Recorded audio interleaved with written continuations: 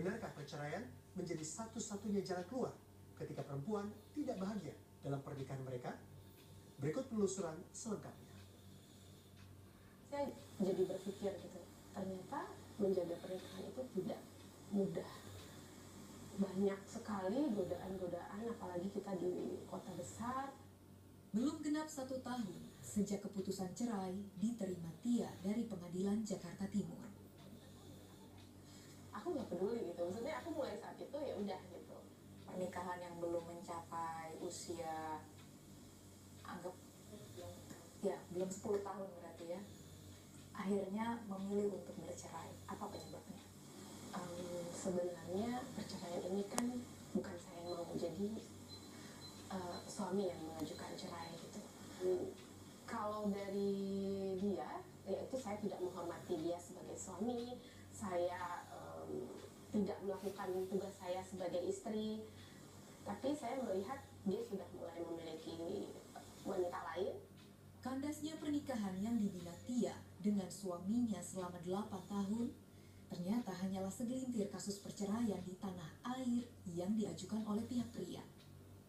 Kebanyakan justru diajukan oleh pihak wanita. Seperti yang dilakukan oleh Harun. Terjadi dalam rumah tangga saya itu banyak pertengkaran, perselisihan ya Mbak ya. Terutama kalau ada selisih paham sedikit, suami saya ringan tangan gitu, suka memukul. Nggak cuma saya, tapi anak saya juga gitu, sering dipukulin sama suami saya kan. Akhirnya semakin lama saya tadi coba bertahan demi keutuhan rumah tangga, juga melihat anak saya ya, kasihan tadinya. Tapi gimana ya, saya kalau cerita itu nangis maksudnya. Memukulinya itu seperti apa? Bisa diceritakan? Mukulnya kasar ya gitu ya, kadang kepala saya, apa badan saya, bahkan pernah saya diseret dari dalam rumah sampai keluar gitu kan, keluar rumah sampai tetangga pada nyamperin itu ada apa gitu kan.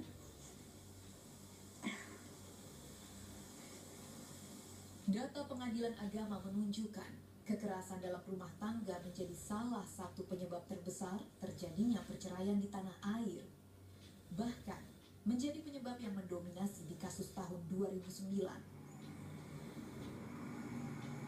Namun, Deputi Bidang Keluarga Sejahtera dan Pemberdayaan Keluarga dari BKKBN, Sudibyo Alimuso, memastikan ada faktor lain yang menyebabkan saat ini wanita lebih berani bersuara untuk menggugat cerai. Nah, ini ada terjadi perubahan pola ya. Kalau masa lalu itu kan kasus perceraian jarang, dan meskipun terjadi hal yang sangat luar biasa dalam rumah tangga, tetapi kasus perceraian itu sangat jarang dan biasanya terjadi hampir 100% dilakukan oleh suaminya, artinya ditalak oleh suaminya. Kalau dulu kalau bercerai itu kan sesuatu hal yang tabu, yang sangat dihindari, malu, sehingga walaupun tekanan dalam keluarga itu demikian hebatnya, istri itu cenderung bisa bertahan. Biar dihajar Ya, sama suaminya juga bertahan. jadi bertahan untuk tidak bercerai. Tetapi nampaknya sekarang terjadi pola yang berubah. Dan ini mungkin juga karena media yang semakin terbuka, pendidikan yang semakin tinggi, sehingga perempuan itu mengerti terhadap hak-haknya. Dan itulah yang dilakukan Harun pada pernikahannya. Saya bertahan selama 7 tahun menikah dengan suami saya. Saya juga bertahan demi anak saya. Tapi kelamaan saya manusia biasa yang banyak, yang punya hati, punya perasaan. Saya lama-lama nggak tahan dengan semua itu kan. Akhirnya saya minta cerai. Maupun Tia terhadap keputusan mantan suaminya. Dulu saya melihat kenapa sih orang yang menikah dengan dasar tidak ada paksaan gitu ya, bisa saling membenci, yang sebenci-bencinya sampai harus tidak bisa bersama-sama lagi. Itu saya masih heran kenapa gitu. Tapi saya melihat sekarang dalam segi saya sudah dalam posisi menerima.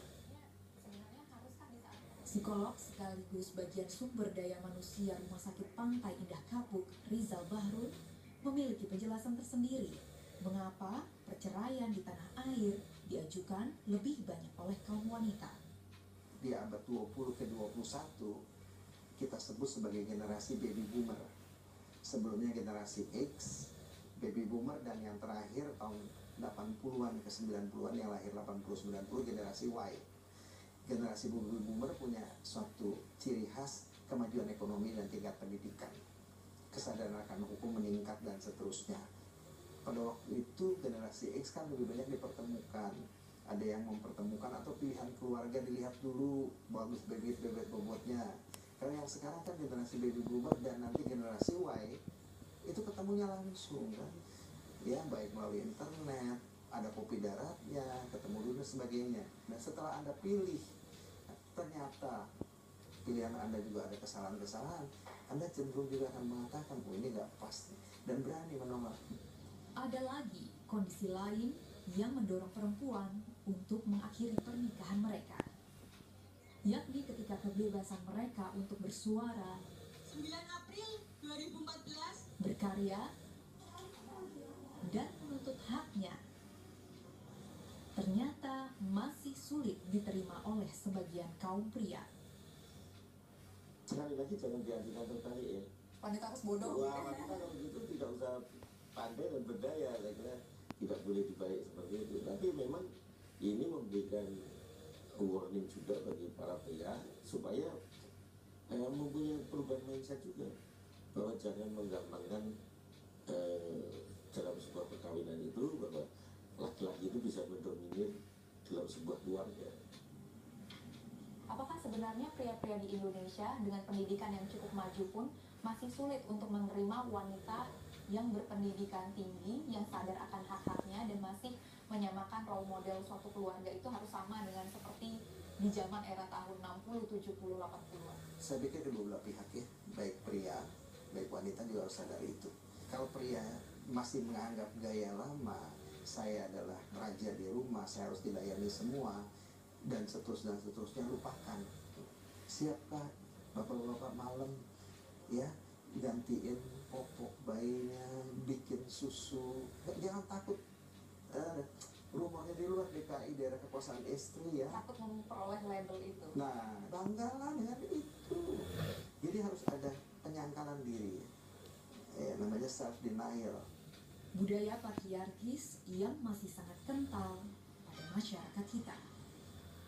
Yang Anda maksudkan kan patriarkal. Gimana laki-laki harus lebih tinggi selalu, lebih dihargai. Ya, itu oke. Ada, tetap harus kita hargai. Ya, itu adalah culture di kita. Tetapi masing-masing harus menyadari bahwa kalau misalnya istri Anda pendidikannya lebih tinggi, tertekan sebagai laki-laki pasti tertekan, bisa mendapatkan penghasilan yang baik, baik penghasilan dari kantor ataupun penghasilan karena dia bisnis melalui online dan seterusnya itu lebih baik dari suaminya. Di sisi lain, ada hal yang cenderung diabaikan oleh masyarakat kita dalam merancang pernikahan. Kematangan usia maupun mental sang calon pengantin. Di berbagai kasus itu ternyata mereka yang menikah di bawah 20 tahun itu kecenderungan bercerai itu ternyata 50% lebih tinggi dari mereka yang kawinnya di atas 20 tahun.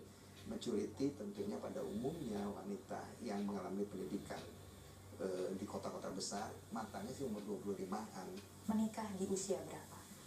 Saat itu saya menikah masih kuliah. Dia sudah lulus.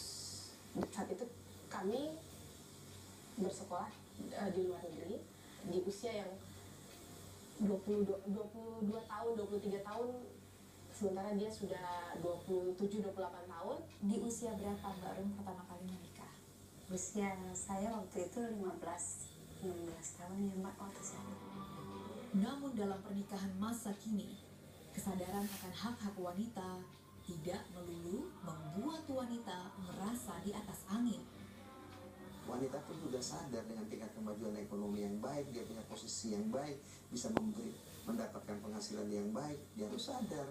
Tetap kepala rumah tangga adalah suami, pengambil keputusan adalah suami, dan dia menjadi ibu yang harus mengerjakan ini dan itu. Karena itu sangat menganjurkan saya, ayo belajar masak.